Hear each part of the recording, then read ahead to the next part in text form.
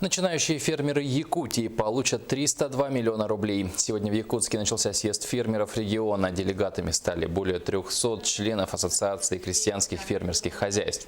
Отдельно из работы съезда можно выделить совещание с грантополучателями. До 22 апреля продолжается прием заявок на конкурс от начинающих фермеров. Они получат в целом 302 миллиона рублей. Ранее определились с победителями на получение гранта среди семейных фермеров. На этот конкурс предусмотрено 186 миллионов.